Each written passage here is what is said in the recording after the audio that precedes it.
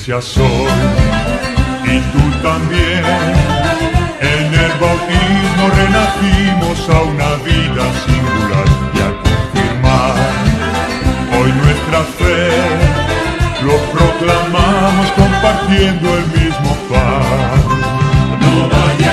La prelatura apostólica Corpus Christi es un movimiento al interior de la Iglesia que busca constituirse en una alternativa para todos los cristianos católicos que por alguna circunstancia, que por alguna razón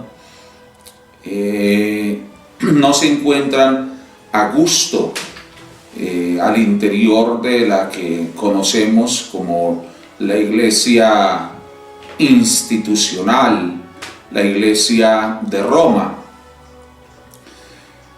Son miles los sacerdotes que han tenido que emigrar del catolicismo romano por cualquier cantidad de dificultades, y en la mayoría de los casos por falta de caridad de sus mismos superiores, o sencillamente porque se enamoraron, porque tuvieron sus hijos, porque constituyeron sus hogares o su hogar, y eso dio al traste con el ejercicio de su ministerio sacerdotal, con el ejercicio de su vocación a la vida ministerial, de tal manera que terminaron siendo sacerdotes inactivos, dado que la Iglesia de Roma impone el celibato como una obligación y es condición sine qua non para ejercer el ministerio. Lo que no se entiende es por qué el celibato aplica para quienes se enamoran de una mujer, para quienes tienen sus hijos, pero no aplica para quienes se enamoran de un hombre o de un niño. Son miles entonces los sacerdotes que han tenido que abandonar el ministerio sacerdotal, el ejercicio del ministerio sacerdotal, porque la teología sacramental nos enseña que el sacerdote no deja de ser, que el sacerdote, una vez consagrado, ordenado, lo es de una vez y para siempre. Entonces, muchos de estos sacerdotes que aún habiéndose organizado con una mujer, casado con una mujer, habiendo tenido sus hijos, sienten en su corazón el ardor de la vocación, el amor por su ministerio sacerdotal, el deseo de ejercer su ministerio sacerdotal. Muchos de ellos, pues vienen y encuentran en la prelatura apostólica Corpus Christi un espacio en el que pueden ser papás, pueden ser esposos y además pueden ejercer su ministerio sacerdotal. Con esto no estamos infringiendo ninguna norma evangélica, con esto no estamos atentando contra las Sagradas Escrituras. Más adelante explicaremos bíblicamente por qué. Una gran cantidad de fieles que piensa como nosotros estamos pensando, ajustados a la palabra y ajustados al Evangelio, simpatizan con esta propuesta de que el sacerdote sea casado, de que el sacerdote tenga a su esposa, tenga a sus hijos, de que el sacerdote sea un padre de familia que pueda dar testimonio, no solamente desde el ambón, no solamente desde detrás del altar, no solamente desde el confesionario, no solamente desde la administración de los sacramentos, sino que dé también testimonio desde su quehacer de padre, su quehacer de esposo, y que con esto se eviten cualquier cantidad de escándalos. Entonces la prelatura apostólica Corpus Christi es una alternativa clara, válida, canónica, jurídica, de catolicismo, que le permite a tanto a muchos ministros ordenados como a muchos fieles vivir el catolicismo de una manera esencial, sin mentiras, a la medida de los primeros cristianos cuyos ministros se casaban, cuyos obispos, comenzando por Pedro, diáconos y presbíteros, eran hombres de familia, casados, esposos de una sola mujer, y que esas comunidades crecieron de una manera espectacular gracias a la asistencia del Espíritu Santo y a la vida transparente que estaban tratando de llevar. Nuestra intención como prelatura es que la gente no migre a los grupos protestantes, porque sería un choque bastante frustrante, sino que encuentren aquí en la prelatura cristianos católicos con sucesión apostólica, con vida sacramental, con el ejercicio del ministerio, con la Eucaristía sobre todo, y que entiendan y acepten que la diferencia clave entre nosotros y la iglesia tradicional o la iglesia institucional es que nosotros somos célibes si consideramos que tenemos el don, y si no, somos sacerdotes casados. Entonces, la Prelatura Apostólica Corpus Christi es un movimiento cristiano, católico, apostólico, no romano, que adherido a la ICAP, Iglesia Católica Apostólica Brasilera, adheridos al concilio de la ICAP, porque somos una iglesia conciliar, tenemos un gobierno colegiado como debe ser y como siempre fue, gozamos de apostolicidad, de catolicidad, de sucesión apostólica, pero somos un movimiento, vuelvo y digo, católico, apostólico, no romano, que busca proveer a la Iglesia de Cristo de una alternativa que no sea tan frustrante para el clero que ha tenido que retirarse, o para los fieles que buscan un catolicismo sincero, puro, transparente y humano. Esa es pues la Prelatura Apostólica Corpus Christi.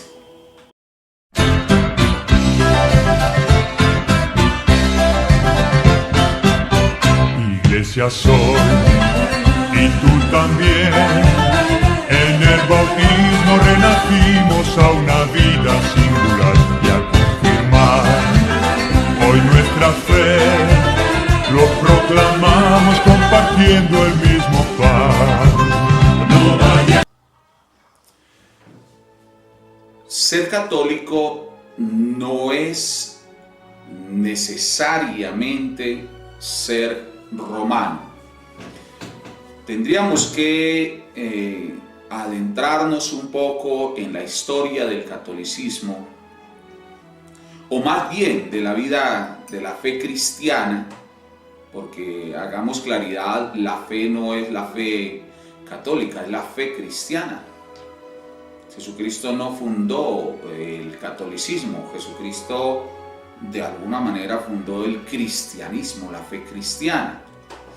Y las primeras comunidades cristianas no se llamaban católicas. La palabra católica viene después,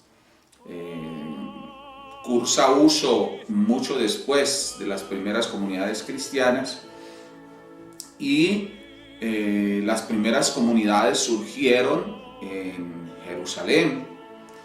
Jerusalén era el centro del cristianismo, si se quiere, y desde allí se esparció.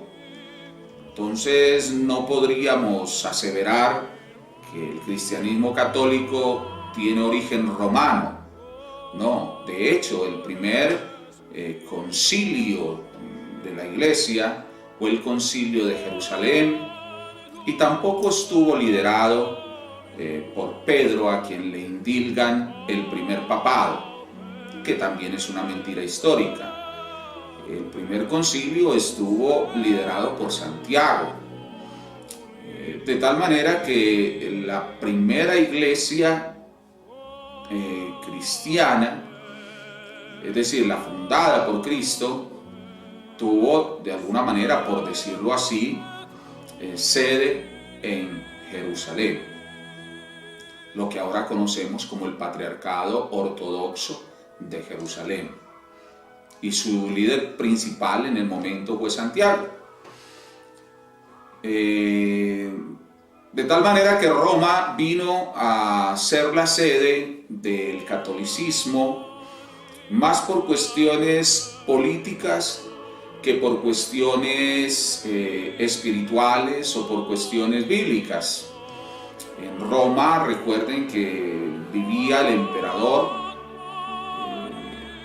Hubo emperadores que impulsaron por interés económico, político y social al cristianismo, y que ese impulso supuso la corrupción de gran parte del cristianismo en su momento.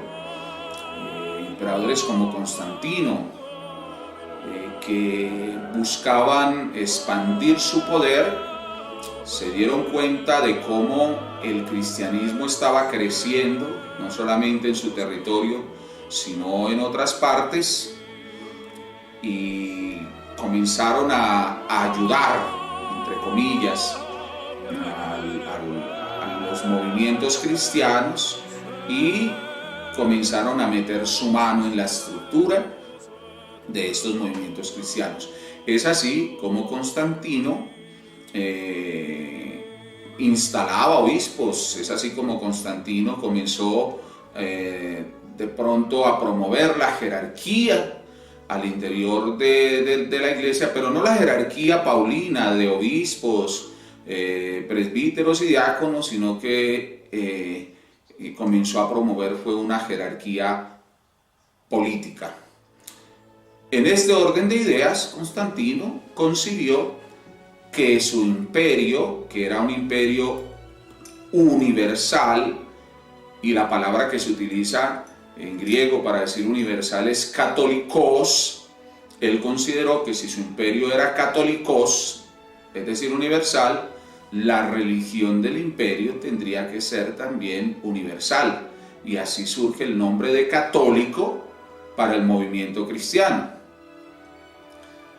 Como les digo, es sabido por historia que Constantino instaló obispos, no sabemos si consagrados o no consagrados, y el obispo de Roma, que no era el único obispo porque habían varios patriarcados, de ellos recordamos 5 patriarcados: el patriarcado de Alejandría, el patriarcado de Antioquía, el patriarcado de Constantinopla, el patriarcado de Roma y el patriarcado de Jerusalén. 5 patriarcados, y la iglesia en sus principios hacía reuniones o sínodos o concilios, y las decisiones se tomaban colegiadamente. Por estas intrigas de Constantino y de los que dentro de la iglesia han querido siempre el poder, se instauró la sede de la Iglesia Católica en Roma, y al obispo de Roma se abrogó el nombre de Papa. Papa es el nombre que le daban a los obispos donde estuvieran, sobre todo en territorios griegos, porque Papa en griego significa papá. Como ustedes nos dicen padre a nosotros, ellos le decían Papa al obispo. Pero con el tiempo, Roma reclamó para sí esa primacía. Más adelante se dieron cismas porque hubo iglesias que no aceptaron esa primacía, como la iglesia ortodoxa, y porque hubo iglesias que entendieron que el gobierno debía ser colegiado, y porque hubo iglesias que entendieron que la iglesia católica no había nacido en Roma, sino en Jerusalén. Luego, ser católico no implica necesariamente ser romano, ¿sí? No es que los verdaderos católicos son los que están adheridos al Papa. El Papa es el obispo de Roma. Todo nuestro respeto para él. Pero el Papa, la jurisdicción universal que se abrogó, no le viene del Evangelio. Ahora, si la tuviera, sería el primus inter pares. Pero no pueden centralizar la iglesia de manera que digan que solo haciendo parte de la jurisdicción del Papa se es católico. También hay católicos en Antioquía, también hay católicos en Siria, iglesia sirio-ortodoxa, iglesia ortodoxa griega, iglesias maronitas, ritos de todos los estilos. En Oriente hay muchas iglesias que son católicas sin ser romanas. Y nosotros, desde el nacimiento de la Iglesia Católica Apostólica Brasilera, somos católicos apostólicos nacionales. Con todo el acervo histórico de la catolicidad, con todo el acervo sacramental de la catolicidad, con toda la sucesión apostólica que supone ser católico, pero sin estar adheridos a Roma. Ahora, no hay ninguna parte en el Evangelio, no hay ninguna parte en la Sagrada Escritura donde nos digan que para ir al cielo yo tengo que ser romano, que para ser católico yo tengo que ser romano, o que para ser cristiano y estar adherido a la persona de Cristo tengo que ser romano. Usted puede ser católico sin ser romano. Lo que pasa es que hay que aprender a desaprender, y cuando uno adentra un poquito en la historia y escudriña un poquito, entiende que nos han vendido unas ideas sesgadas. Yo estudié historia de la Iglesia dentro de la Iglesia Católica Romana, pero después de que pude abrir libros a mi arbitrio, escudriñar historia a mi arbitrio, me di cuenta que la historia que nos enseñan en el seminario es una historia sesgada, o sea, una historia acomodada al institucionalismo sin que tenga un fundamento histórico objetivo y veraz. Respuesta entonces concreta y contundente: usted puede ser católico apostólico aunque no sea romano. Roma no es una estación obligatoria para los que queremos ir al cielo. No hay que pasar por Roma para alcanzar el cielo. Al cielo se llega siguiendo a aquel que nos dijo: yo soy el camino, la verdad y la vida.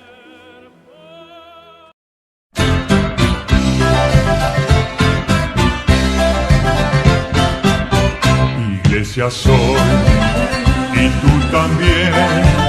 En el bautismo renacimos a una vida singular, y al confirmar hoy nuestra fe, lo proclamamos compartiendo el mismo pan. La diferencia entre la prelatura apostólica Corpus Christi y la Iglesia Católica Apostólica y Romana, a quien tomamos de referencia porque es la que más conocemos,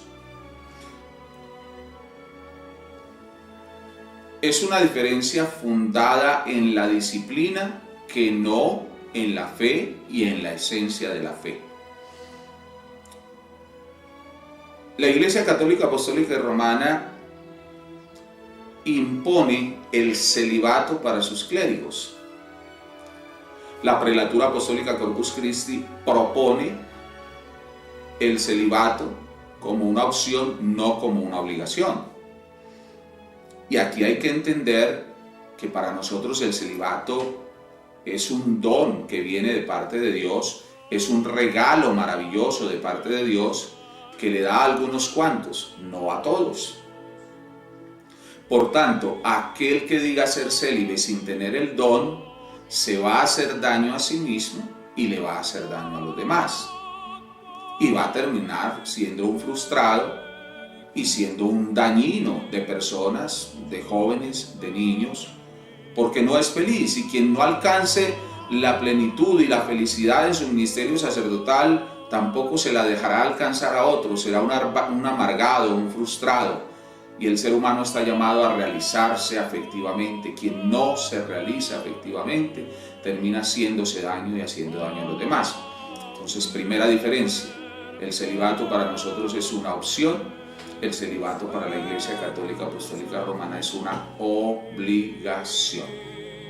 Bueno, ellos argumentarán que a nadie le ponen un revólver en la cabeza para entrar al seminario, pero al momento de ordenarlo sacerdote no será un revólver, pero sí es una condición muy brava.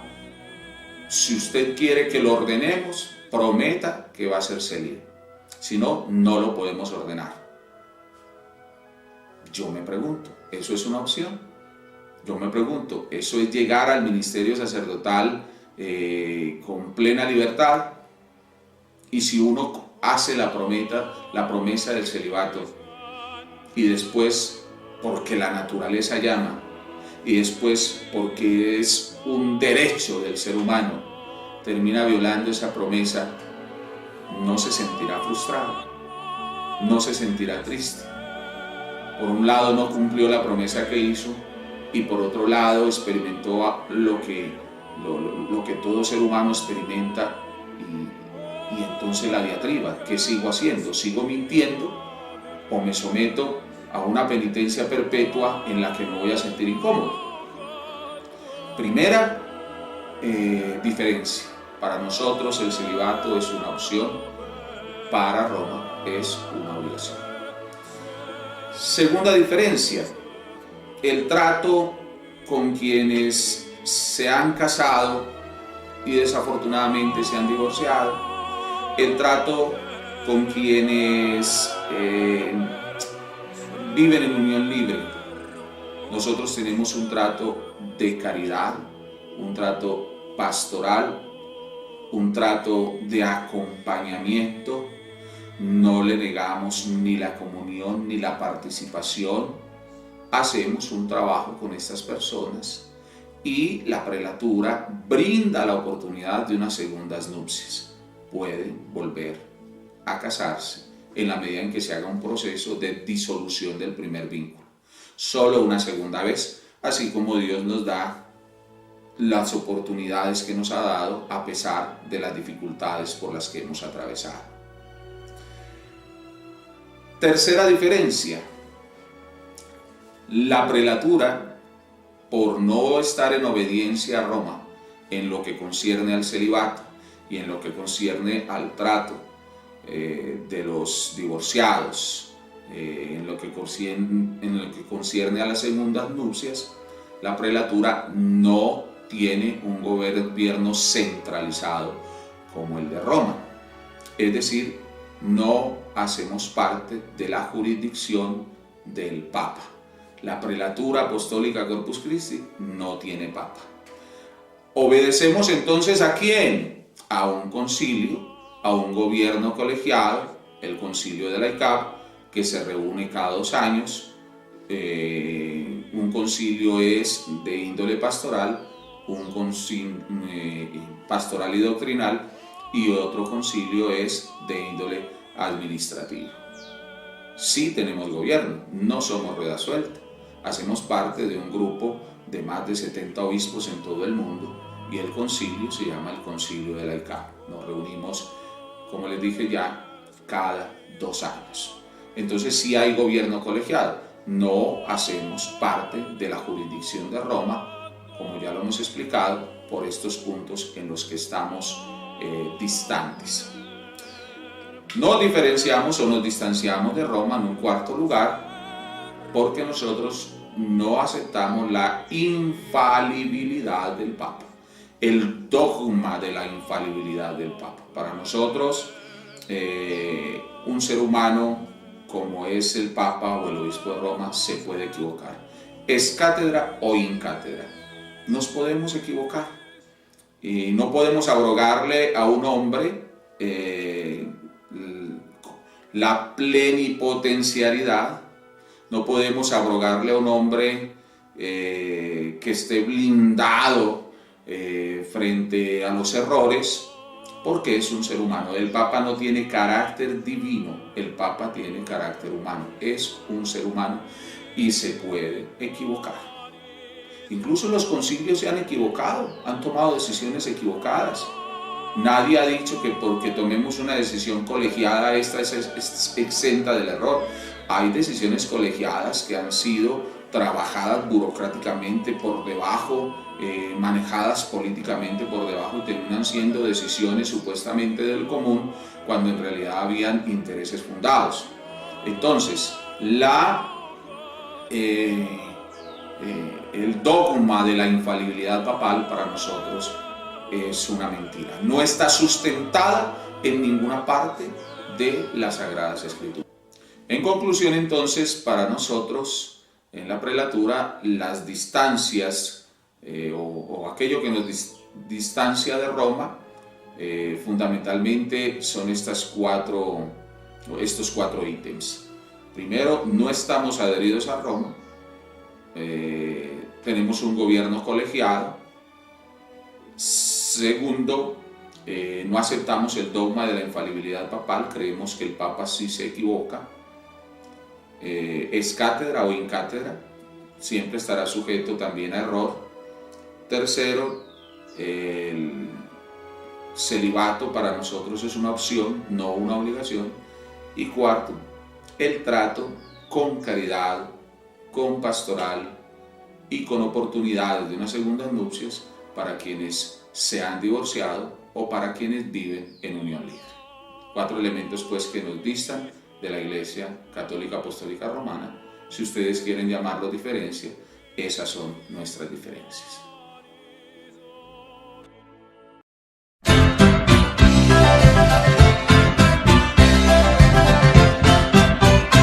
Iglesia soy, y tú también. En el bautismo renacimos a una vida singular, y a confirmar hoy nuestra fe, lo proclamamos compartiendo el mismo pan. No vaya. La persecución es una característica de la Iglesia. La persecución incluso es una promesa de nuestro Señor Jesucristo. Quienes lo dejan todo por seguirme recibirán en este mundo el 100 por 1 y además la vida eterna, pero con persecuciones, con insultos, con blasfemias, con calumnias, incluso con la misma muerte. Entonces sería para nosotros ridículo pensar que vamos a generar un movimiento de tales dimensiones y que no vamos a tener persecutores. Claro que los vamos a tener y que los estamos teniendo, y que los primeros persecutores para nosotros son los miembros de la Iglesia en la que una vez nosotros hicimos estudios, en las que una vez algunos de nosotros ejercimos el ministerio, que una vez fueron nuestros amigos, pero que ahora, por acercarnos más al Evangelio, por constituirnos en alternativa, de la noche a la mañana pasamos a ser falsos.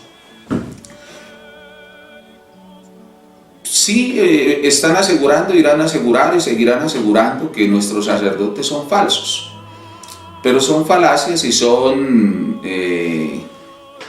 expresiones que surgen de la herida que dejamos, de la alternativa en la que nos constituimos y, perdón la expresión, de la competencia que generamos.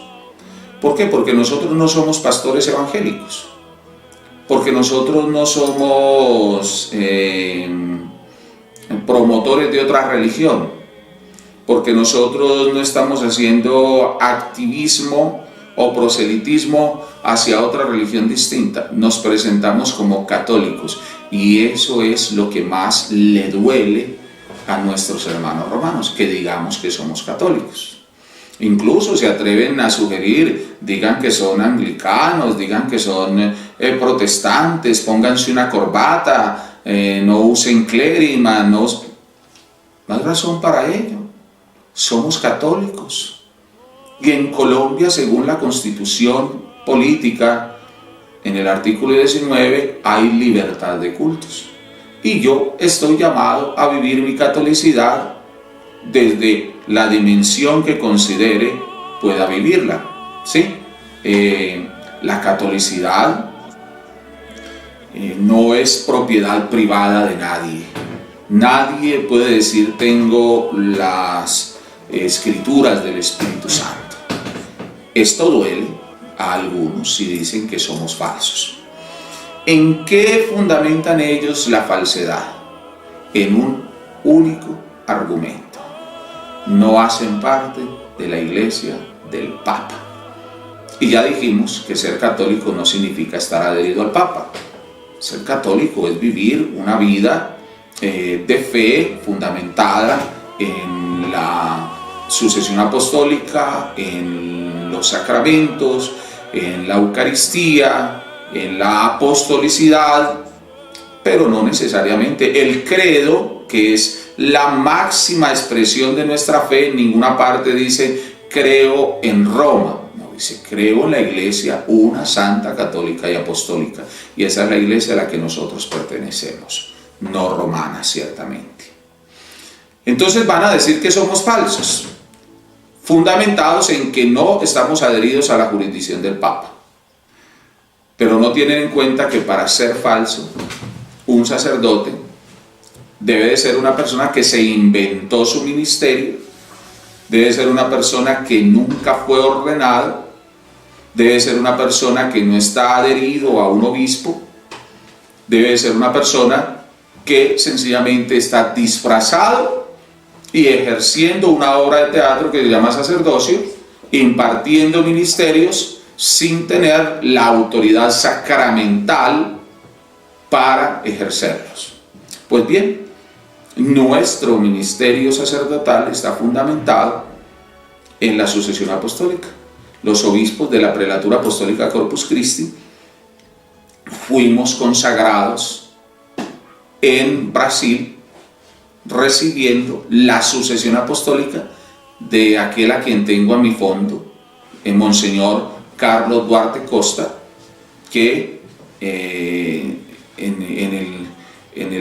1945 fundó la Iglesia Católica Apostólica Brasilera. Estamos cumpliendo 75 años de su fundación.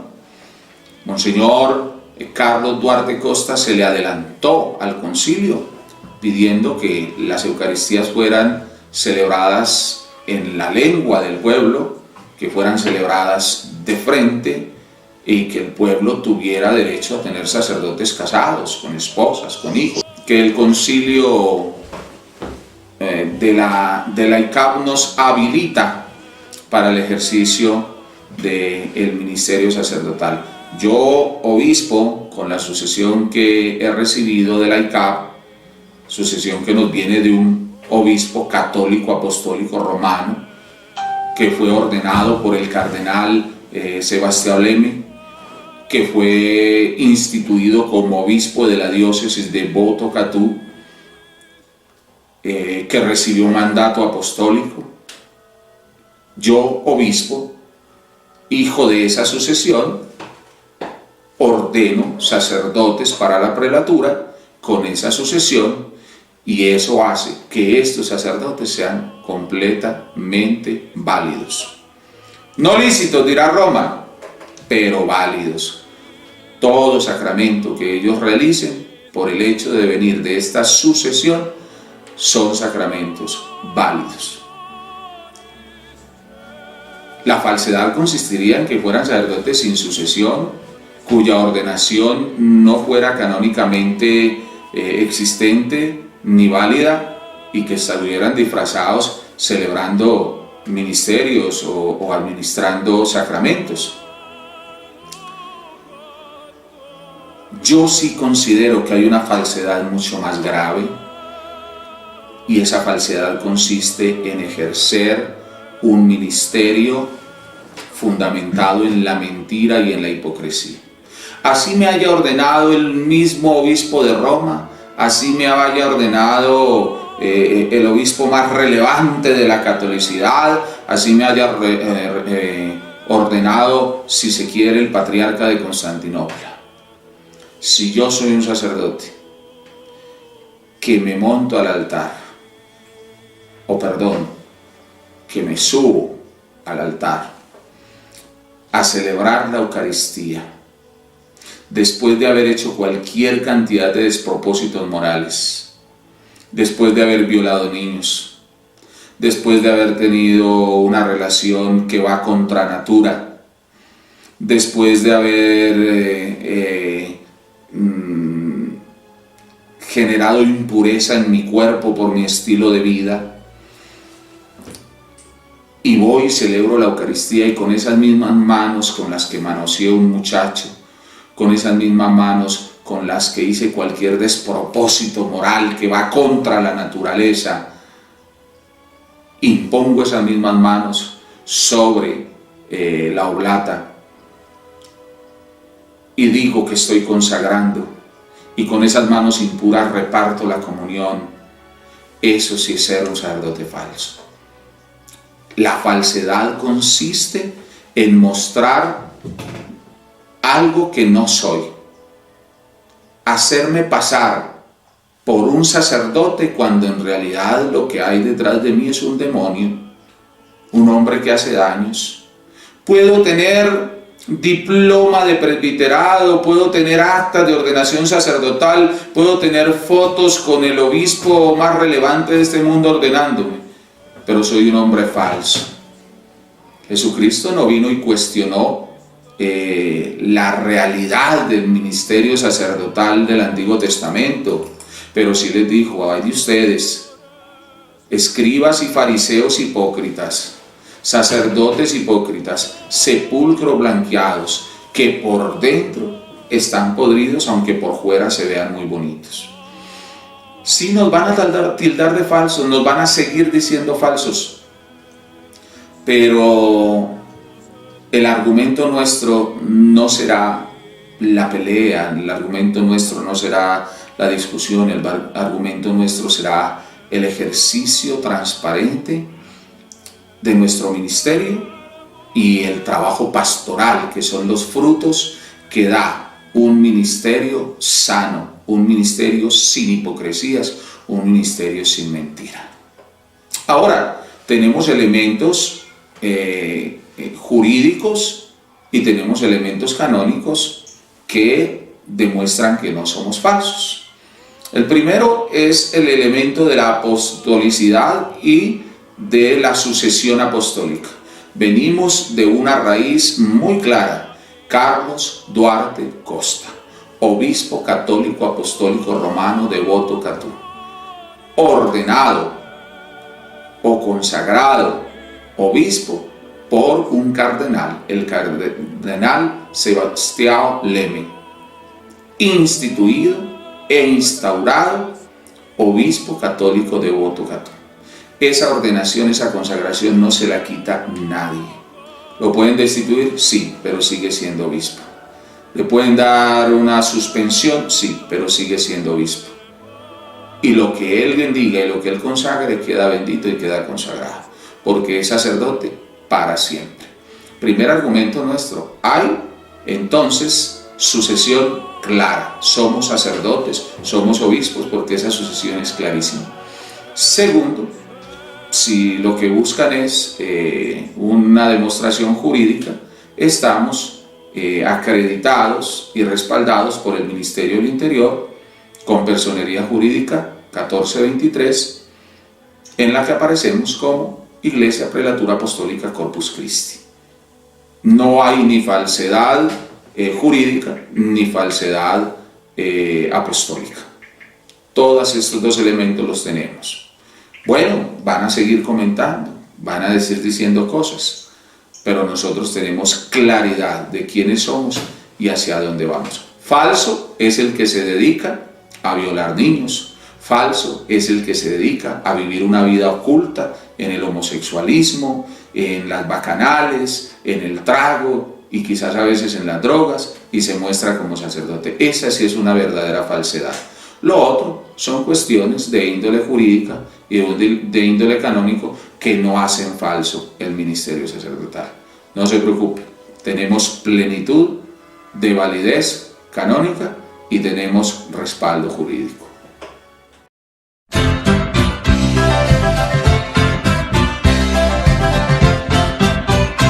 Iglesia soy, y tú también. En el bautismo renacimos a una vida singular y a confirmar hoy nuestra fe. Lo proclamamos compartiendo el mismo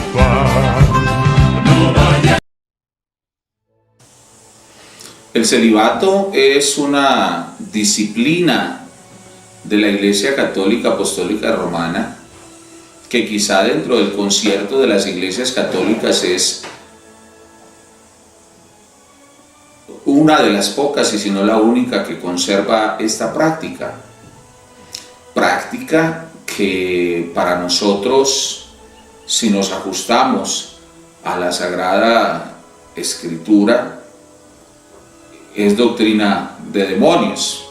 Así lo dice San Pablo: vendrán en el futuro embaucadores, engañadores, fundamentados en su conciencia cauterizada, que impondrán doctrina de demonios, obligando a los hombres a no casarse. La palabra de Dios dice en el libro del Génesis que no está bien que el hombre esté solo, que el hombre se unirá a su padre y a su madre y se unirá a su mujer, y los dos serán delante de Dios una sola cosa. La palabra de Dios invita al hombre a crecer y a multiplicarse. La palabra de Dios invita a través del apóstol Pablo en las cartas a Tito y a Timoteo a que el ministro, sea diácono, sea presbítero, sea obispo, sea casado, esposo de una sola mujer, es decir, que sea un hombre fiel. Y querer imponer una norma que va contra la ley de Dios y que va contra la naturaleza, porque todos somos seres sexuales y sexuados desde que nacimos, y es el método natural mediante el cual Dios permitió que nosotros creciéramos y nos multiplicáramos, proveyéramos al mundo de más seres humanos. ¿Cómo lo vamos a satanizar y cómo vamos a decir que para ser un buen sacerdote entonces hay que ser célibe, y que el que no es célibe no es buen sacerdote? Partamos de que el celibato no es consustancial al origen del cristianismo. En ningún momento en los tiempos apostólicos o en los primeros siglos de la cristiandad Jesucristo impuso el celibato. Y una muestra la tenemos cuando Jesús sana a la suegra de Pedro. Si Pedro tenía suegra, es porque tenía mujer. Más adelante San Pablo, en una especie de reclamo que hace, dice: ¿por qué me acusan? ¿Acaso no tengo yo derecho a tener una hermana como mujer, una compañera como lo hace Cefas, es decir, Pedro? ¿Por qué yo no la puedo tener? Lo que quiere decir que en los tiempos apostólicos no era obligatorio que los apóstoles o que cualquier otro discípulo, y mucho menos cualquier otro ministro, fuera un hombre célibe. Al contrario, a Pedro, a quien el Señor instituyó como príncipe de la iglesia, no papa, esa es otra cuestión. Jesucristo no instituyó papados, eso no aparece en ninguna parte. A Pedro, pues, a quien lo puso al frente de sus hermanos, le sanó la suegra, es decir, instituyó líder de la iglesia a un hombre casado. Y si fue casado el príncipe de los apóstoles, ¿por qué no pueden ser casados los apóstoles, de quien se tiene por historia argumentos de que fueron casados, a excepción parece de Juan y de Santiago? Entonces el celibato no es consustancial al ejercicio del ministerio, ni es consustancial a los principios del cristianismo. En el siglo IV, concilio de Elvira, parece que en el año 314, algo más, se impuso la norma del celibato, y más adelante se dio una lucha constante para que se asumiera como si fuera una norma universal, hasta llegar a ser. Llegó a ser una norma universal.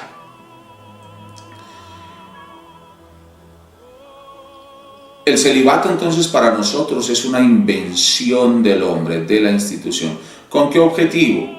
Un único objetivo. El objetivo de no compartir los bienes de la iglesia con las familias de los sacerdotes. Es el temor a que la iglesia se descapitalice compartiendo los bienes con los familiares de los clérigos. Esto tiene solución, hay capitulaciones, así como las hay en el matrimonio, esto tendría solución. Es decir, tener muy claro con los clérigos y decir, esto es lo suyo y esto le pertenece a la iglesia. Usted está prestando un servicio en la iglesia y esto no es suyo. Lo que se consiga de esta manera o por medio de la comunidad es de la comunidad. Así funciona en otras iglesias, como la iglesia anglicana, como la iglesia ortodoxa, donde hay sacerdotes casados. Eso no hay ningún problema. Además, no es un secreto que muchos sacerdotes célibes sostienen su mamá, sostienen su papá, sostienen sus hermanos y sostienen sus sobrinos, y algunos a los que llaman sobrinos, pero que son sacristanes perpetuos o sobrinos que vienen, se quedan de parroquia en parroquia con ellos y son sobrinos eternos. El celibato para nosotros, si es obligatorio, es doctrina de demonios, pero si es una opción y el que tenga el don lo vive con entereza, con respeto, con pureza, pues hombre, es una bendición para la iglesia, porque los célibes ciertamente pueden estar en un lado y en el otro y pueden ser más dóciles al trabajo misionero de la iglesia. Pero no podemos por eso decir que el sacerdote casado es un hombre limitado y que da menos que el célibe. El célibe se da a sí mismo, el célibe se entrega a sí mismo, pero el sacerdote casado se entrega con su trabajo, con su esposa, con sus hijos y con toda su vida, con todo lo que comporta eso, porque la esposa de un sacerdote es la mujer ayuda adecuada para él y es punto de soporte y de apoyo en su ministerio. Los hijos de un sacerdote son también los auxiliares, los catequistas, los ayudantes constantes del sacerdote. Es decir, la familia se entrega, y no solamente por esto, sino porque la familia camina al ritmo del ministerio sacerdotal del presbítero. Entonces no se entrega uno más que el otro, ambos se entregan. El uno entrega su vida negándose a muchas cosas y el otro, sin negarse a una familia, se entrega con todo y familia al ejercicio del ministerio. No hay ninguna parte en la Biblia donde se prohíba el ministerio del hombre casado. Por el contrario, ya lo dije, Timoteo y Tito, cartas paulinas, hablan de que el sacerdote debe de ser casado, esposo de una sola mujer, en sus 3 grados, como obispo, como presbítero y como diácono. No es para nosotros el celibato una obligación, es una opción.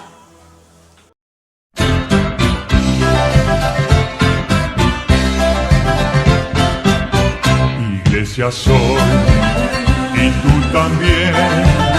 En el bautismo renacimos a una vida singular y a confirmar hoy nuestra fe. Lo proclamamos compartiendo el mismo pan. No vaya. Sí, la Iglesia Prelatura Apostólica Corpus Christi administra el sacramento de la comunión y todos los sacramentos indiscriminadamente. Primero porque el sacerdote no tiene rayos X para mirar quién es qué. El que se acerca a la comunión se acerca por voluntad propia.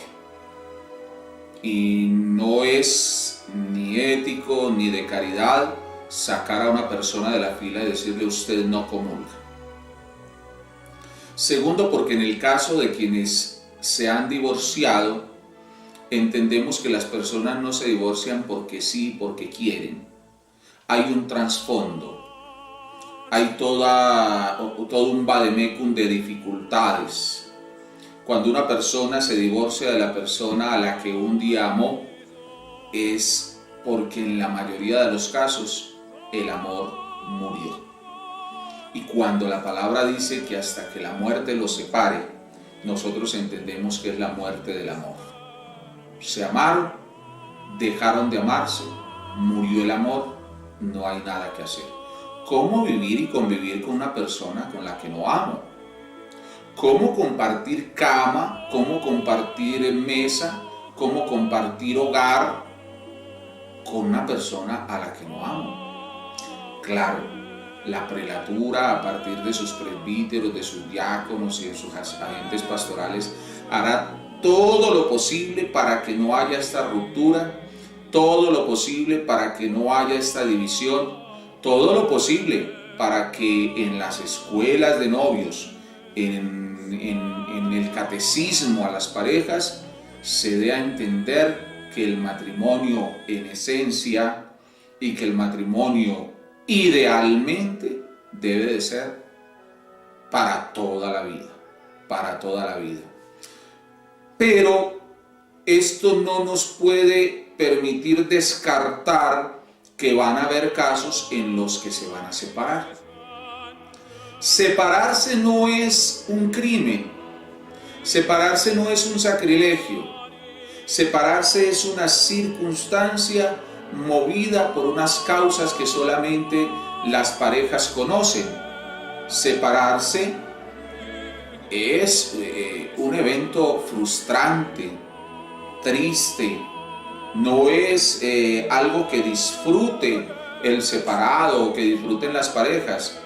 Es una circunstancia difícil, y en esas circunstancias difíciles la iglesia está llamada a pastorear a sus fieles, no a rechazarlos. Y la comunión no es el sacramento de los perfectos. La comunión no es el sacramento de los santos. La comunión no es el sacramento de los 100% puros e inmaculados. La Biblia nos recuerda que la comunión nace en la cruz. Jesucristo entrega su cuerpo, derrama su sangre, y ya la noche antes había dicho que su cuerpo será entregado por nosotros, por todos los hombres, para el perdón de los pecados, que su sangre es derramada por todos los hombres para el perdón de los pecados.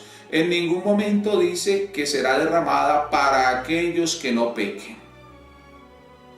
Si separarse es un pecado, si vivir separado es un pecado, la sangre de Cristo fue dada para quienes de alguna manera han pecado.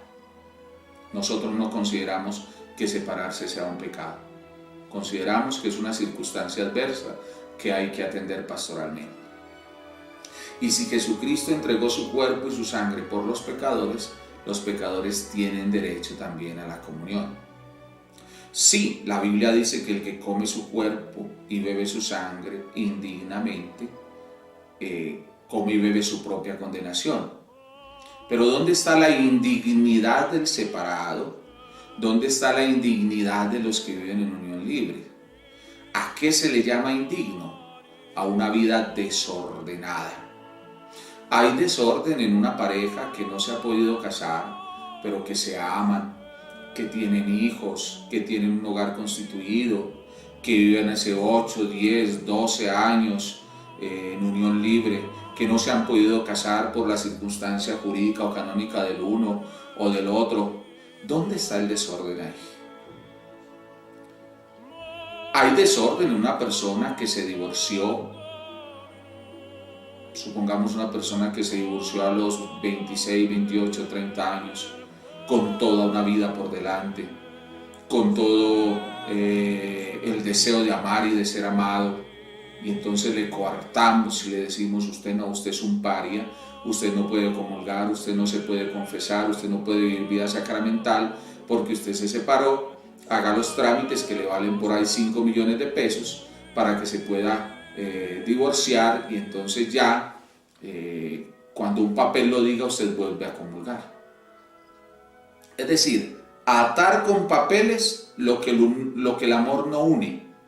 No, la prelatura no tiene reparos en que la persona separada o incluso los que viven en unión libre comulguen, siempre y cuando nos garanticen que llevan una vida de fe, una vida en la que se aman, en la que se respetan, en la que se tratan con caridad y en la que están buscando acercarse al sacramento. Son muchas las historias de parejas que han comenzado a congregarse en nuestras parroquias, que viven en unión libre, que fueron separados y que después de un trabajo pastoral, de un acompañamiento y de no negarle ni nuestro afecto, ni nuestro cariño, ni la comunión, ellos han llegado a los altares y se han casado. ¿Por qué no le negamos la comunión? Porque Jesucristo se entregó por los pecadores. Y si algunos los consideran pecadores, para ellos también es la comunión. ¿Por qué no negamos la comunión? Porque el mismo Judas comulgó al final en la Santa Cena. Y si Judas pudo comulgar, que fue un traidor que vendió a nuestro Señor Jesucristo, ¿cuánto más podrán comulgar personas que tienen muy buenas intenciones, que tienen una fe viva, que tienen el deseo de agradar a Dios y que están caminando hacia Él? Sí le damos la comunión a los que vienen en unión libre, sí le damos la comunión a los que se han divorciado, y confiamos que estamos haciendo la voluntad de Dios, porque la voluntad de Dios es que nos amemos los unos a los otros como Él nos ha amado, porque la voluntad de Dios es que Cristo se entregara por todos nosotros, y porque la comunión tiene una gracia particular que hace que lo torcido se enderece y que los senderos tiendan al Padre. Nadie va al Padre si no es por el Hijo.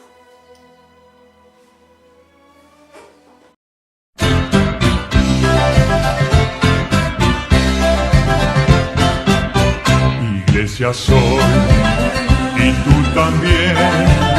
En el bautismo renacimos a una vida singular, y a confirmar hoy nuestra fe, lo proclamamos compartiendo el mismo pan.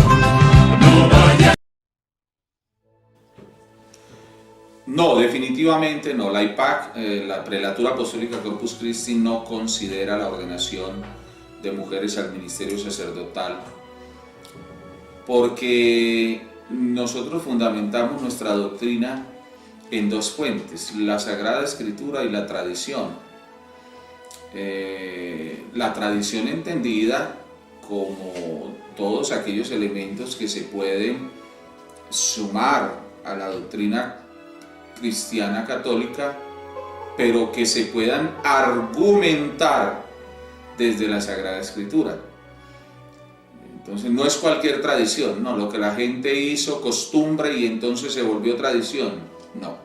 Esa es religiosidad popular que no se puede fundamentar en la Sagrada Escritura. Pero en el contexto de la sana tradición, de la historia de la Iglesia, no existe ningún ítem, ningún argumento que nos señale que hayan sido ordenadas al ministerio las mujeres. Y la Sagrada Escritura en ninguna parte habla de apóstolas, en ninguna parte habla de que hayan sido constituidas o elegidas Por ejemplo, la elección de los 7 diáconos no contempla diaconisas.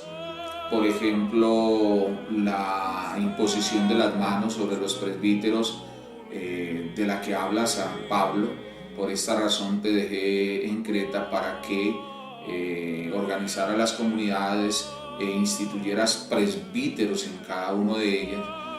No habla de presbíteras. Cuando habla de la imposición de las manos, reaviva en ti el fuego, el espíritu de cuando se te impuso las manos, está hablando de un varón. No hay argumentos en la Sagrada Escritura válidos y claros, a excepción de una diaconisa Febe, pero que no se habla de una diaconía ministerial, sino de un servicio. No hay argumentos entonces en la Sagrada Escritura que nos indiquen que debamos ordenar mujeres. Por eso, hasta este momento, y creo que durante mucho tiempo, si es que vamos a salvaguardar el legado de las Sagradas Escrituras y de la tradición de la Iglesia, no habrá lugar dentro de la prelatura para ordenar al ministerio sacerdotal a mujeres. Sí hay lugar para las comunidades religiosas. De hecho, tenemos las siervas dompastorianas, y ahí tendrán las mujeres su lugar y podrán hacer despliegue de sus capacidades y de sus cualidades, que las hacen en dignidad igual a nosotros, pero que en el ejercicio del ministerio no en tanto que ni la tradición ni las Sagradas Escrituras nos habilitan para esto.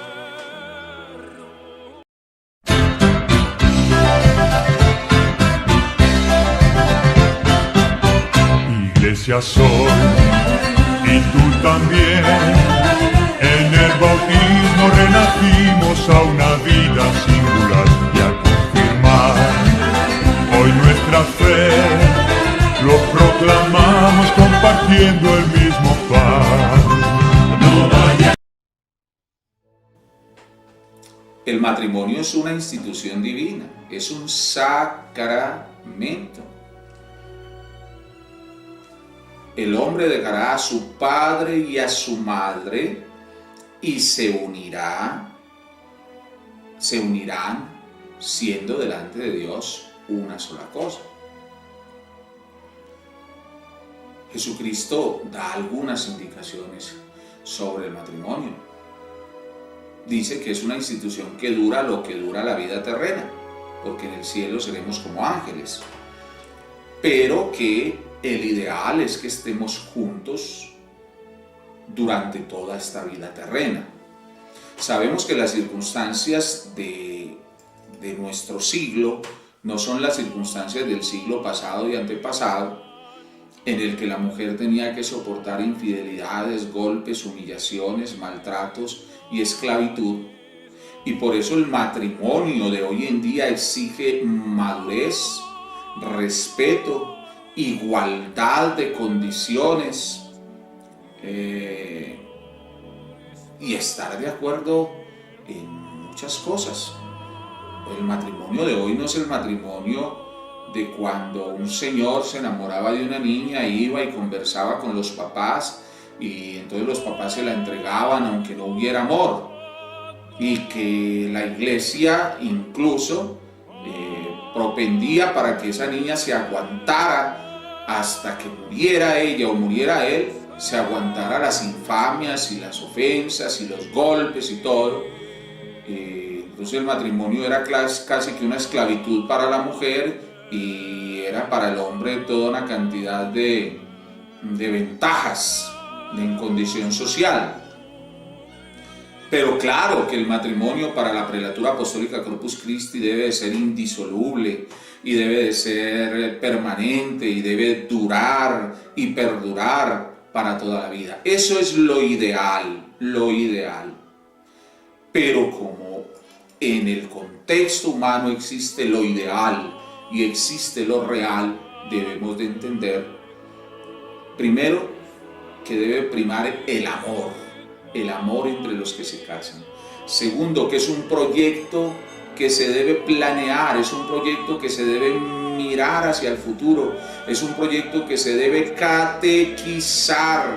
No hemos podido entender cómo para que un niño haga la primera comunión se le catequiza 1 año. Para que un niño haga la confirmación se le catequiza 1 año, quizás 2. Para que un joven ejerza su ministerio sacerdotal se le preparan 7 años como mínimo. Pero para que una pareja se case, con un fin de semana, cuando mucho, de catequesis, ya lo estamos introduciendo a un estilo de vida para el que no estudiaron. Creemos que el matrimonio debe de ser sujeto por las parejas que se van a casar de una catequesis bastante prolongada y una catequesis que se afronte desde un estilo multidimensional, la dimensión psicológica, la dimensión espiritual, la dimensión psicosocial, es decir, varios elementos, varios frentes que le aporten a la pareja para entender a qué se van a enfrentar. A la base de todo, la oración y la búsqueda del amor de Dios, aprender a amar a la medida de Jesucristo, porque solo el que ama a la medida de Jesucristo podrá proyectar ese amor dentro de la pareja. El matrimonio es pues indisoluble y es para toda la vida, pero las circunstancias hacen que se vivan unas experiencias distintas y para eso la prelatura también está preparada. El matrimonio es matrimonio siempre y cuando se efectúe y lleve a cabo entre el hombre y la mujer, un hombre y una mujer, como desde la Sagrada Escritura lo propone. Cuando Dios creó al hombre, hombre y mujer los creó. Adán y Eva, no Adán y Esteban, no Adán y Jorge, no era una pareja homosexual que Dios creó. Por tanto, el matrimonio homosexual, sea entre hombre y hombre, entre mujer y mujer, no tiene cabida dentro del contexto bíblico. No tiene cabida. Y, lógicamente, la prelatura, cuyo fundamento es la Sagrada Escritura, no acepta el matrimonio de homosexuales, ni parejas de hombres, ni parejas de mujeres. Por una razón natural, un hombre no engendra en otro hombre, una mujer no engendra en otra mujer. Por una razón bíblica, Dios no dio al hombre como pareja a otro hombre, ni dio a la mujer como pareja a otra mujer. Dios dijo, después de crear al hombre y entregarle todo el universo, dijo, creced y multiplicaos. Y ese es un mandato que las parejas homosexuales no pueden cumplir. Ellos no pueden multiplicarse. Ellos no pueden tener hijos propios. Podrán tenerlos prestados. Un sobrino o uno de los de la pareja tuvo un hijo con otra persona, entonces lo trajo acá y lo hizo parte de la familia con su pareja, pero en ningún momento entre los dos, hombre y hombre, mujer y mujer, podrán tener hijos propios. Serán prestados en algún nivel, pero serán prestados. No puede un homosexual con otro cumplir con ese mandato del Señor, crecer y multiplicaos. Si dejamos la multiplicación de los seres humanos como tarea a los homosexuales, el mundo se acabará. No tendremos prole, porque ellos no pueden tener prole. De tal manera que ni por derecho divino, ni por derecho natural, es lógico el matrimonio entre los homosexuales. Cada uno sabrá qué hace con su vida, cada uno sabrá qué hace con su cuerpo, cada uno es libre de hacer una opción fundamental con su sexualidad. De eso cada uno le dará cuenta a Dios, si creen en Dios, y si no creen en Dios, pues vivan su vida como la quieran vivir. Pero si la pregunta es, la prelatura apostólica Corpus Christi casa homosexuales, está de acuerdo con el matrimonio de los homosexuales, los concibe como una familia, la respuesta es no. No, porque no se acomoda al concepto de familia, al modelo de familia que Dios propone. Hombre, mujer e hijos. Cada uno tiene derecho a pensar como quiera, pero la iglesia no puede mentir, pero la iglesia no puede abrirse a todas las experiencias y mucho menos promover experiencias que están descontextualizadas del Evangelio. No casamos, no permitimos, no conectamos con la idea del matrimonio homosexual.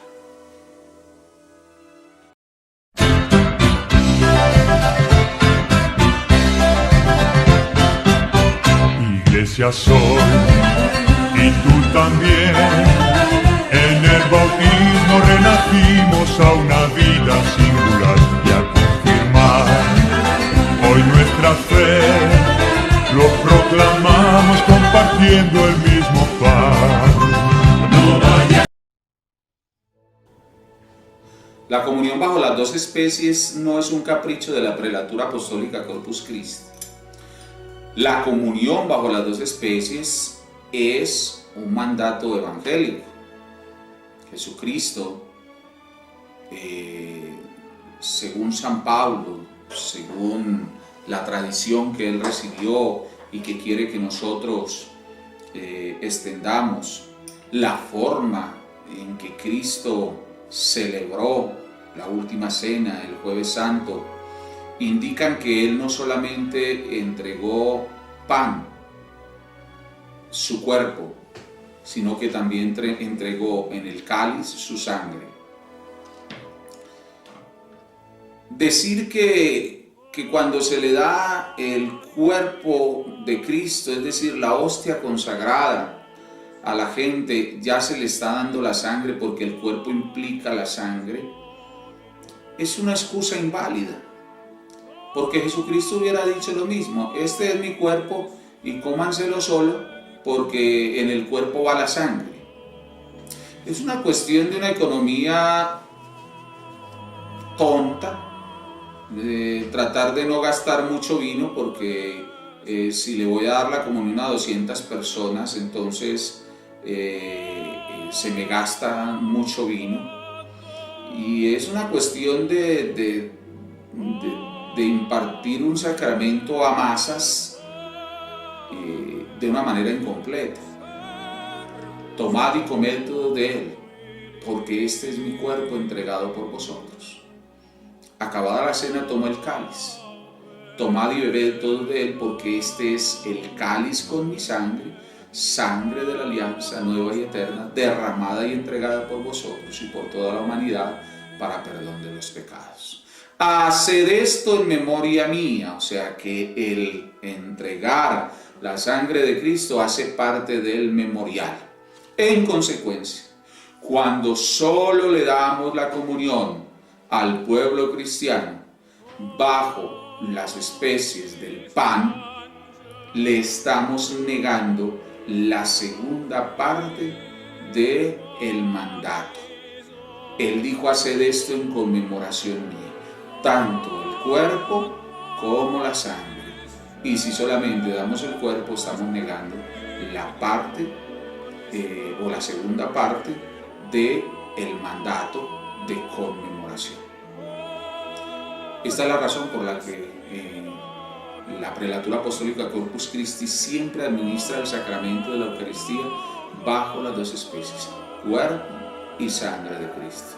Es más, en las parroquias conformadas damos la comunión de rodillas. La gente debe arrodillarse. Siempre habrá un reclinatorio o un comulgatorio de rodillas, porque a quien se está recibiendo es a Cristo. No estamos recibiendo cualquier galleta, no estamos recibiendo cualquier pedazo de arepa o de parva. Estamos recibiendo a Cristo mismo, y a Cristo sacramentado se le recibe de rodillas. Al Rey de Reyes y Señor de Señores se le recibe de rodillas.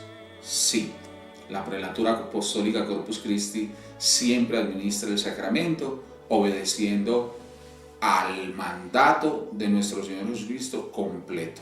Tomad y comed todos de él, tomad y bebed todos de él.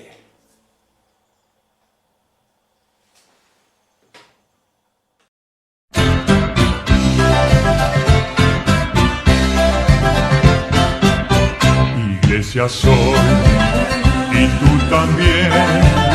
En el bautismo renacimos a una vida singular, y al confirmar hoy nuestra fe, lo proclamamos compartiendo el mismo pan. No vaya.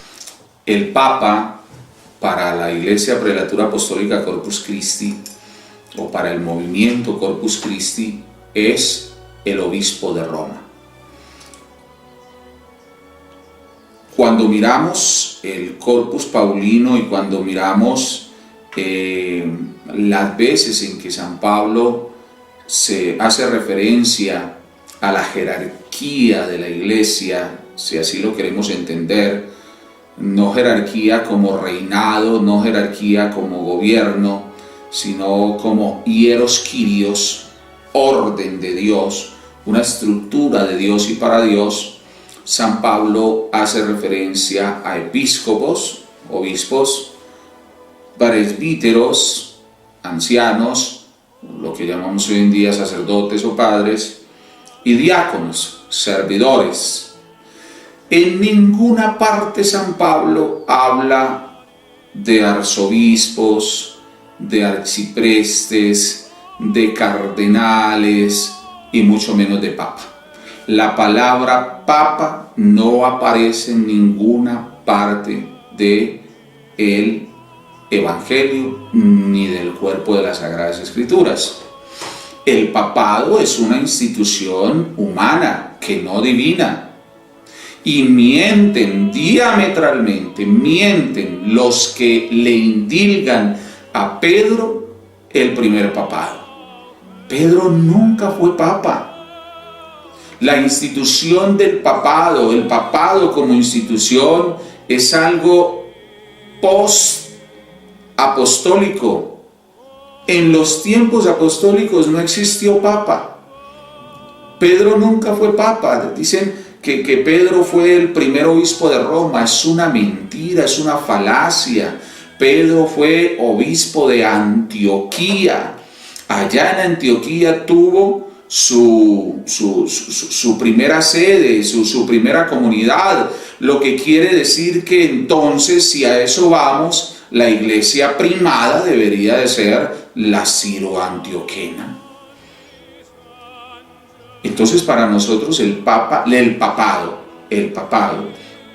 es una invención del ser humano, es una invención de los tiempos post-apostólicos.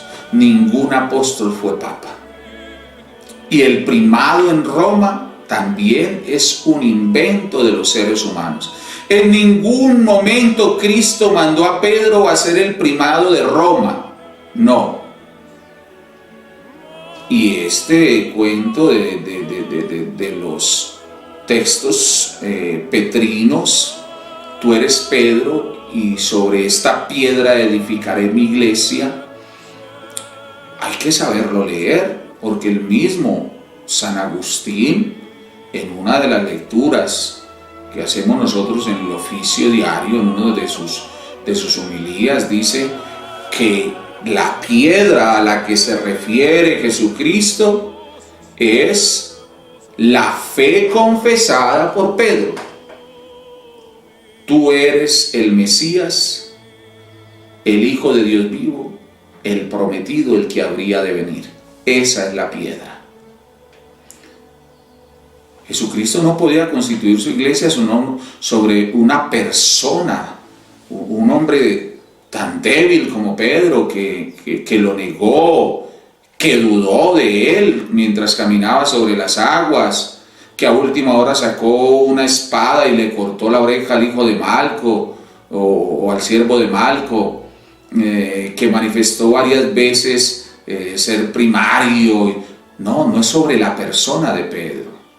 Sí, a la persona de Pedro se le delegan algunas funciones, pero no es la piedra sobre la cual está constituida la iglesia. La piedra que desecharon los arquitectos y que ahora ha venido a ser la piedra angular, según el Salmo, es Jesucristo. La única piedra sobre la cual está constituida la iglesia se llama Jesucristo, Hijo de Dios vivo, Mesías y Salvador. Él es la piedra. Entonces, cuando Pedro confiesa, tú eres el Mesías, el Salvador, el Hijo de Dios vivo, está diciendo, tú eres, Señor, la piedra. Sobre esta piedra, es decir, sobre la fe que acabas de confesar, yo he de edificar mi iglesia. Y la iglesia está constituida sobre esa profesión de fe. Jesucristo es el Hijo de Dios vivo, el que había de venir. El que cree en el Hijo del Hombre tendrá vida eterna, y por no creer en Él también tendremos condenación.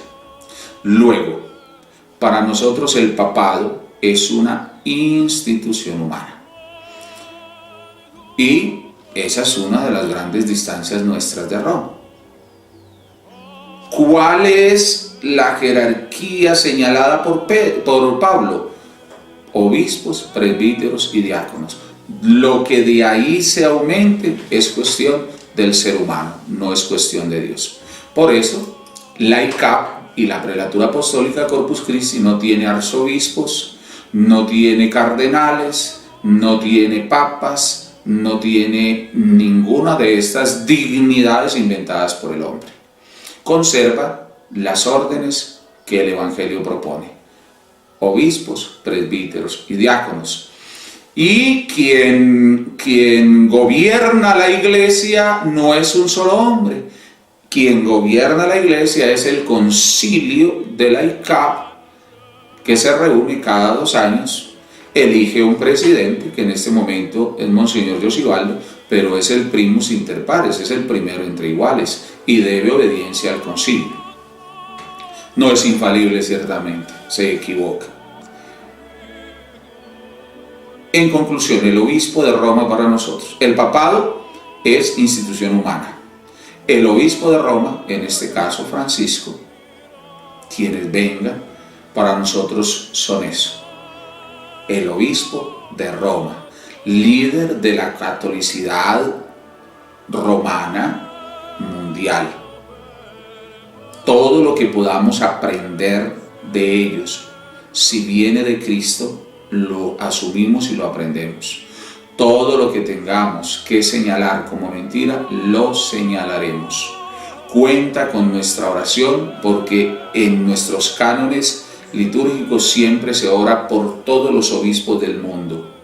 Cuenta con nuestro aprecio, porque sabemos que es un hermano en el episcopado con una responsabilidad inmensa. Ese es nuestro concepto frente a el obispo de Roma. El papado para nosotros no es de Dios. El obispo de Roma es un obispo como nosotros.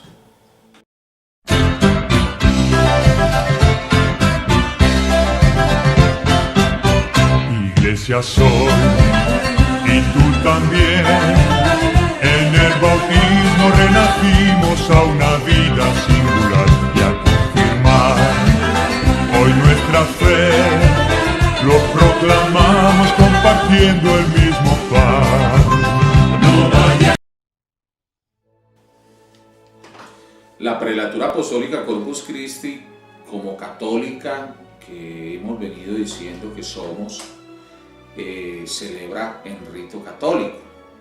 Ciertamente Monseñor Carlos Duarte Costa tuvo en su momento un litigio con el gobierno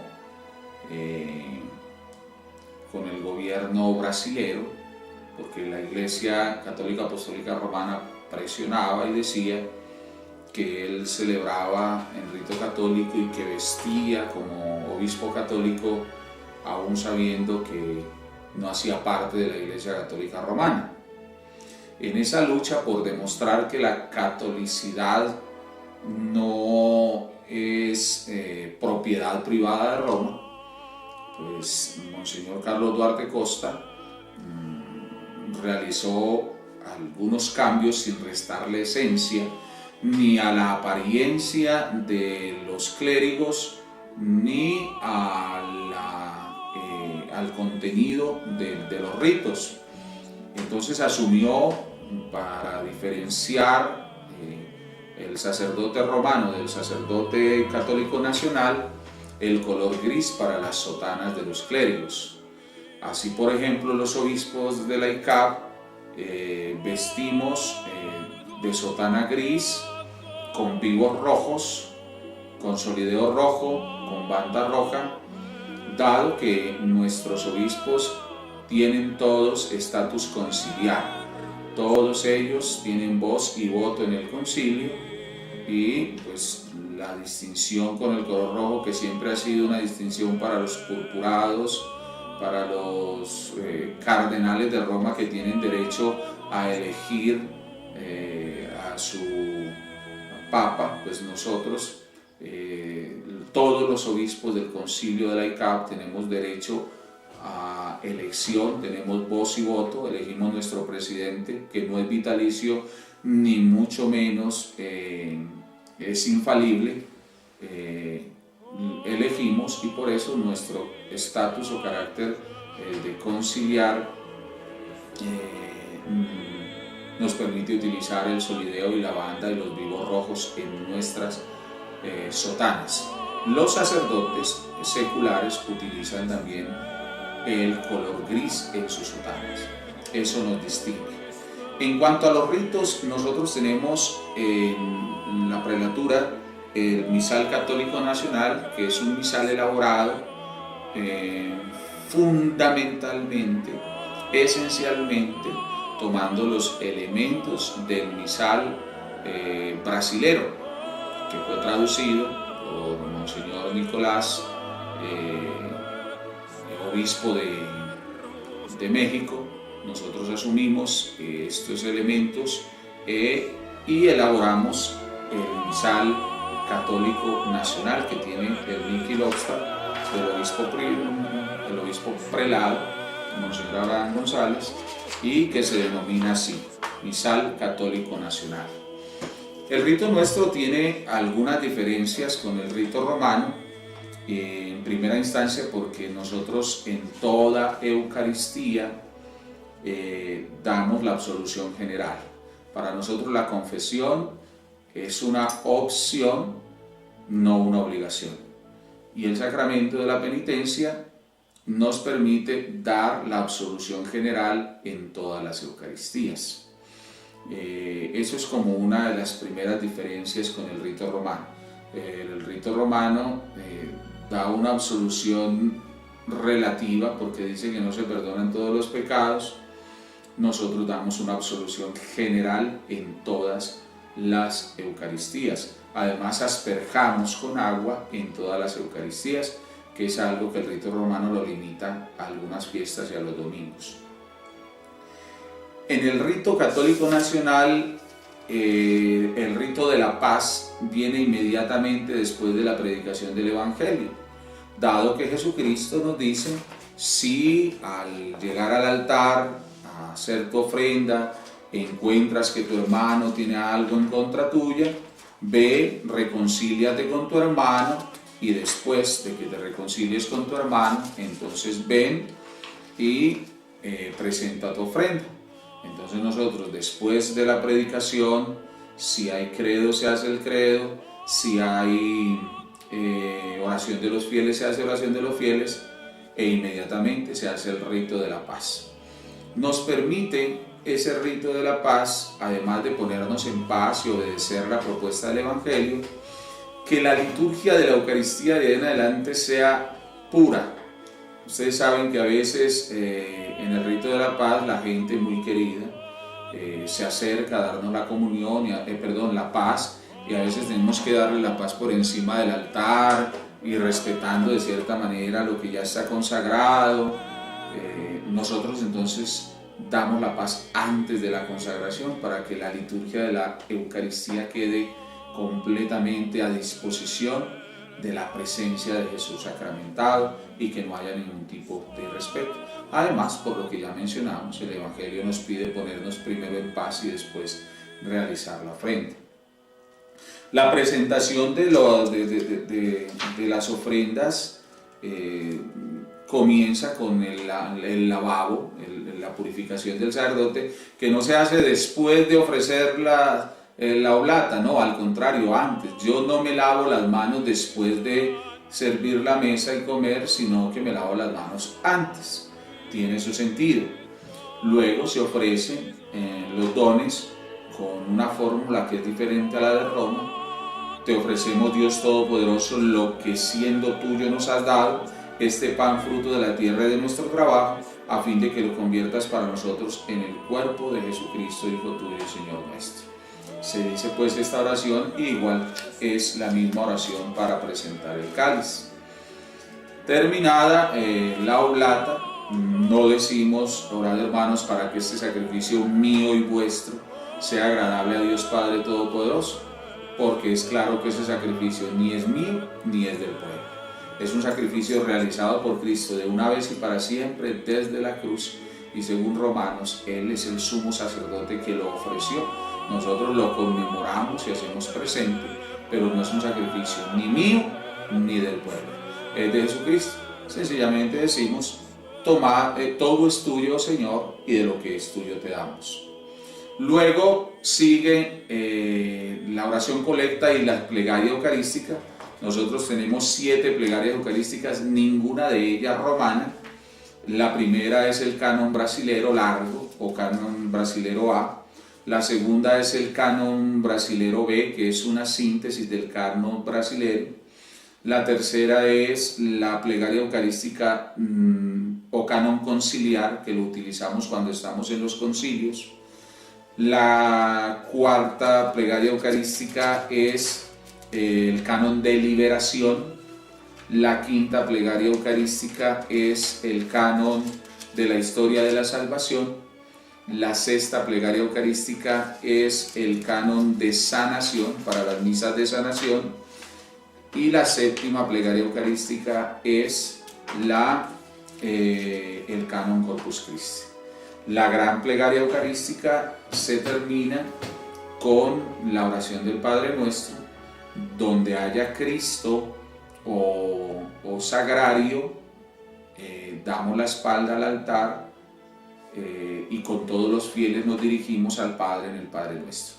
No es que le estemos dando la espalda a Cristo, es que junto con Cristo estamos todos los fieles en un signo que significa y realiza lo que significa, dando el rostro todos a un solo lugar, es decir, al Padre, y dirigiendo la plegaria que Cristo nos enseñó.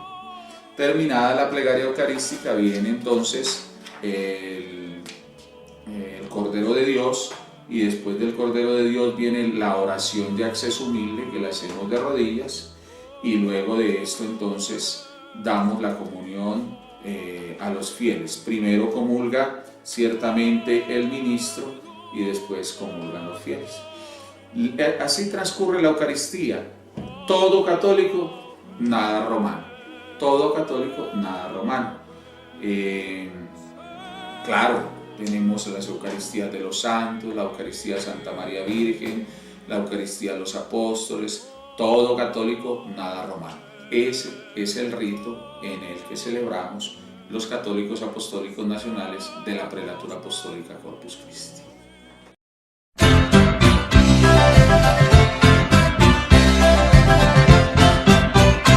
Iglesia soy, y tú también. En el bautismo renacimos a una vida singular, y al confirmar hoy nuestra fe, lo proclamamos compartiendo el mismo pan. La Prelatura Apostólica Corpus Christi tiene su seminario propio, se llama Seminario Mayor San Francisco de Asís. Queda ubicada en Santa Elena, es un corregimiento de la ciudad de Medellín, y el seminario queda en un lugar campestre cerca del Parque Arví. Básicamente aquí se forman los clérigos que comienzan desde la base. Jóvenes, muchachos que quieren venir a ser parte de la vida secular de la prelatura o que quieren ser religiosos en la orden de los frailes misioneros compastorianos. No obstante, nosotros recibimos la gran mayoría de las veces a sacerdotes que ya están formados dentro del clero romano, porque hicieron parte de él, o seminaristas que hicieron la gran parte de sus estudios, hasta teología o filosofía, pero que no terminaron sus estudios y no recibieron órdenes. Aquí los terminamos de formar. Solamente hay 3 opciones: haber sido sacerdote ordenado en la Iglesia romana y con una formación muy clara, que pueda demostrar haber sido seminarista, que pueda demostrar los estudios que realizó y la formación que tiene, o querer venir a hacer los estudios al seminario. Todo esto tiene claramente un seguimiento, tiene unas materias desde el Instituto Superior de Teología Católica Nacional, y solo después de unos estudios y solo después de haber aprobado estos estudios, pues se puede acceder a los ministerios. Entonces la formación se da en el seminario o se da a través del seguimiento de nuestros presbíteros que están extendidos por todo el país. Se dan unos ciclos de formación que permitan nivelar, asumir el espíritu fundacional de la prelatura, y solo después entonces se realizan, se confieren las órdenes. Tenemos seminario, tenemos Instituto Superior de Teología y tenemos algunos sacerdotes que hacen los seguimientos para que después de una formación académica y espiritual puedan acceder a los sacramentos que tienen que ver con las órdenes diaconal y presbiteral. Los obispos no los elegimos nosotros, no los aceptamos nosotros. Nosotros no aceptamos obispos de otras denominaciones. Los obispos los recibe el concilio y salen del mismo clero nuestro. Personas que han sido formadas en nuestro clero y que los proponemos al concilio, y el concilio da un sí o da un no, acepta o no acepta la consagración de nuevos obispos. Así se forman los clérigos en la prelatura apostólica Corpus Christi.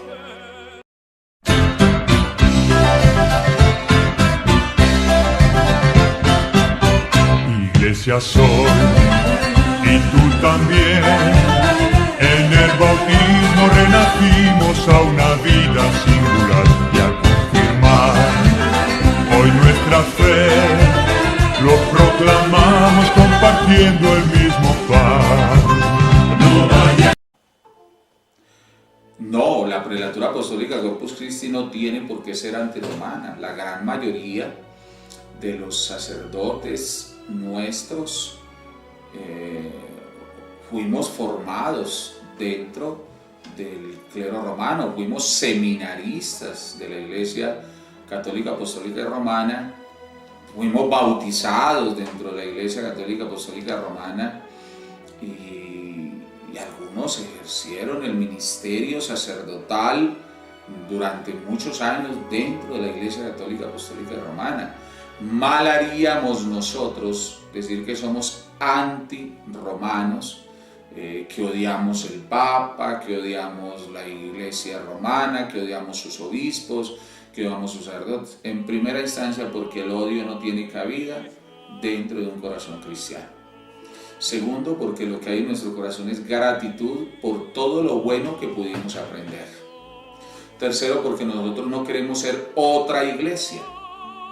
No, nosotros queremos ser un movimiento al interior de la iglesia que busca sanar algunas heridas y que busca reconstruir el tejido humano y cristiano de la Iglesia Católica.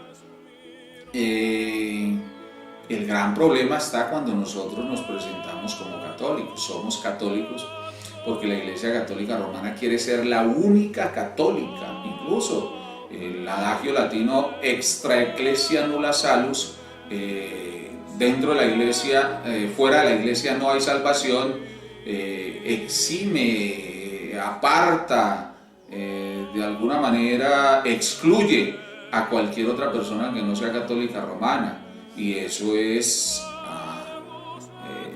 un adefesio, eso es una falacía. ¿Cómo voy a decir que solo al interior de la Iglesia Católica Romana hay salvación cuando hay muchas otras personas que tienen un corazón más de Cristo, un corazón dado a la bondad, al servicio, al amor, que creen en Jesucristo desde otra dimensión sin salirse de la esencialidad del Evangelio? Entonces a esa gente le tengo que mostrar el rostro de un Dios injusto, que por solo el hecho de no estar adherido al Papa, entonces usted ya está condenado.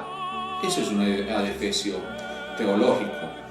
Pero esa es una posición de algunos diáconos, presbíteros y fieles de la Iglesia Católica Romana que no quieren abrir su mente a entender que Jesucristo tiene también unas ovejas en otros rebaños que también son sus ovejas y a las que también quiere pastorear. Definitivamente no somos antirromanos. Con todos aquellos que nos permitan, tenemos una cercanía con presbíteros, con diáconos, con obispos. Católicos romanos tenemos una cercanía, una relación de amistad.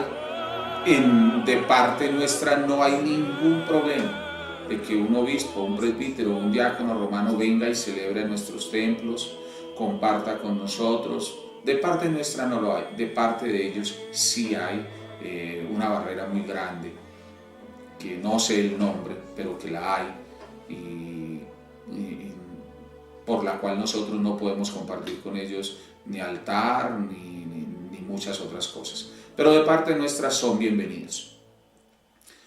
No podemos ser antirromanos porque uno no puede ser antimamá.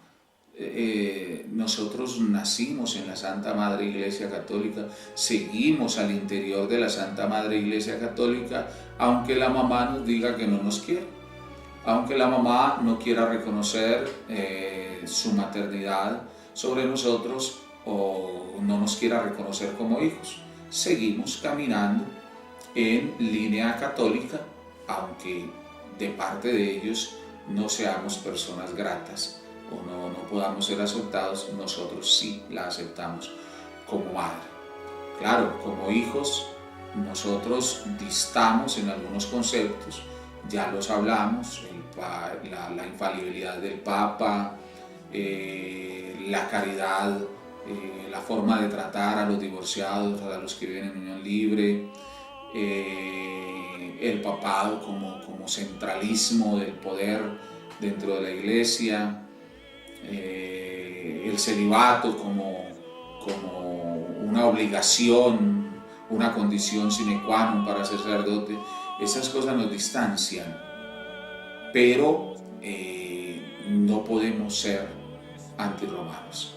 Ahora, en la iglesia del Brasil hubo una cantidad de eventos que generaron heridas profundas dentro del clero de la Iglesia Católica Apostólica Brasilera, atentados de muerte, la quema de algunas de nuestras parroquias, la persecución tan horrible que se desató frente al clero católico nacional.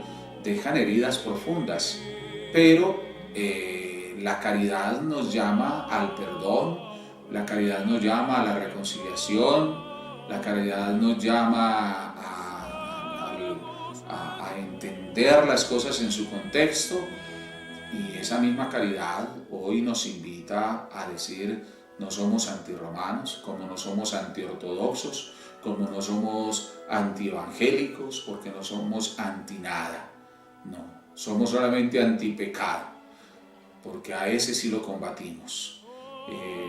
Pero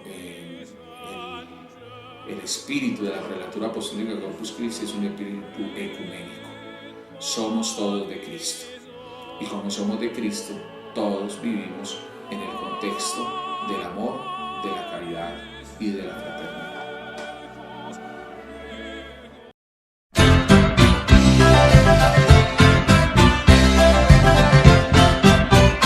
Iglesia soy, y tú también. En el bautismo renacimos a una vida singular y a confirmar hoy nuestra fe lo proclamamos compartiendo el mismo pan.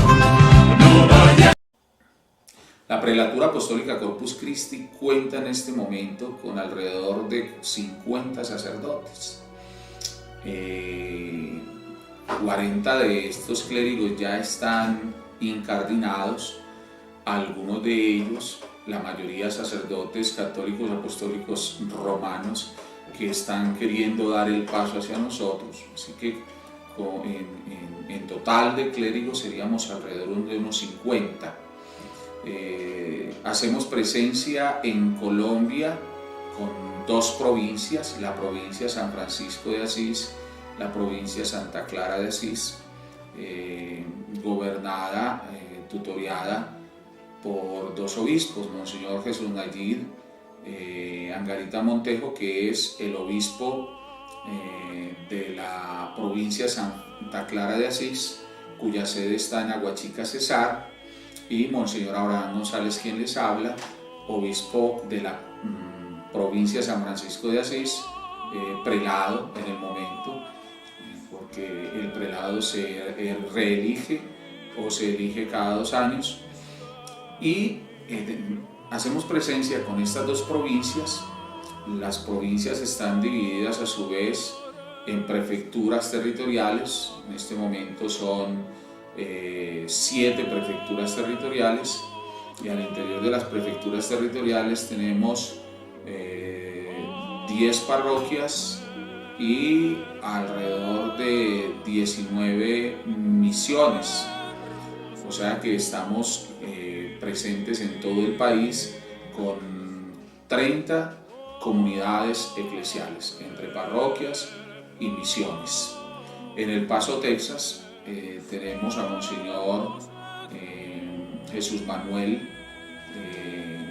que él es el obispo provincial de la provincia Nuestra Señora de Guadalupe. Él tiene su sede en la parroquia Divina Gracia en El Paso, Texas. Así estamos distribuidos en todo el país, así hacemos presencia, cada día crecemos más y cada día nos extendemos más para la gloria de Dios y la salvación de las almas.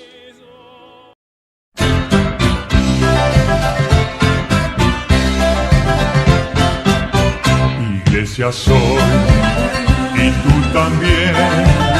En el bautismo renacimos a una vida singular y a confirmar hoy nuestra fe lo proclamamos compartiendo el mismo pan. Una estructura eclesial como la Prelatura Apostólica Corpus Christi es necesaria porque la gente está migrando a los grupos protestantes. Y no es que esto sea malo. Donde quiera que vayas y se te predique en sana doctrina, está bien, maravilloso. Pero la gente se encuentra con una diatriba. Si me retiro de la Iglesia Católica, Apostólica y Romana, por lo que he visto, por lo que he oído, porque no estoy satisfecho, porque me han guardado verdades, porque me han dicho mentiras, solo me queda una opción: hacerme protestante. Pues bien, la Prelatura Apostólica Corpus Christi nace para que estas personas, sin faltar a la verdad del Evangelio, sigan siendo cristianas católicas. Porque la Prelatura Apostólica Corpus Christi no tiene el celibato como opción, como obligación, sino como opción, según lo propone el Evangelio. Porque la Prelatura Apostólica Corpus Christi trata con caridad a quienes han sido divorciados, a quienes viven en unión libre y no los desecha, no los aparta, no los hace sentir mal, los pastorea. Porque la prelatura apostólica Corpus Christi no está adherida a la estructura romana, ni le hace creer a la gente que el Papa es necesario para la salvación, o creer en el Papa es necesario para la salvación. Y mucha gente está hostigada por todos los escándalos del Vaticano, por los escándalos de homosexualismo, por los escándalos de pederastia que hay dentro de la iglesia. Y nuestro estilo es un estilo que no nos exime del error. Seguramente vamos a cometer muchos errores, seguramente muchos sacerdotes nuestros van a tener problemas familiares y todo eso, pero sí nos permite, de acuerdo a nuestro estilo de vida, menguar la tasa de homosexualismo y de pederastia, que es lo que tanto ha hecho sufrir al pueblo cristiano católico y que tanto ha impulsado la deserción dentro de la cristiandad católica. Entonces nosotros somos una estructura necesaria al interior de la iglesia para aquellos que piden algo más que una fe del Carbonero, para aquellos que piden algo más que una fe ciega, para aquellos que son críticos, para aquellos que le aplican algo de lógica a la vivencia de la fe, para aquellos que son inquietos y escudriñan en las Sagradas Escrituras y se dan cuenta de verdades que se les han ocultado durante muchos años y que definitivamente no quieren dejar de ser católicos, pero tampoco quieren seguir viviendo, fundamentando su fe en mentiras, en cuentos y en fábulas que no se desprenden de la Sagrada Escritura. Por eso es necesaria esta estructura de iglesia en la que tenga oportunidad el presbítero, el obispo y el diácono de presentar a sus hijos como hijos, de presentar a su esposa como su esposa, de no ocultarlos, de no decir que esta es mi prima y es la secretaria perpetua de la parroquia, no, es mi esposa, de no decir estos son mis sobrinos y los estoy criando porque mi hermano me los dejó, no, son mis hijos. De poder ir a la iglesia y el fiel encontrarse con su sacerdote y poderle hablar tranquilamente de su experiencia como padre, como esposo, porque la vive y porque entiende qué es esta experiencia, de que usted como fiel pueda mandar su hijo, su hija tranquilamente a la iglesia sin tener el temor de que se lo vayan a manosear, de que lo vayan a violar, porque el sacerdote que está ahí en la parroquia es papá, es esposo, y él no quisiera hacer con sus hijos lo que pudieran hacer con los suyos. Él respeta a sus hijos porque él es un papá. Hace falta esta estructura, no para denigrar de la Iglesia Católica Apostólica Romana, no para volvernos sus enemigos, para ayudar a que al interior del catolicismo haya una estructura más humana, que mire al sacerdote con más caridad, que le respete sus derechos como ser humano y que le permita realizarse afectivamente. Y de paso los fieles miren una iglesia más humana y más cristiana.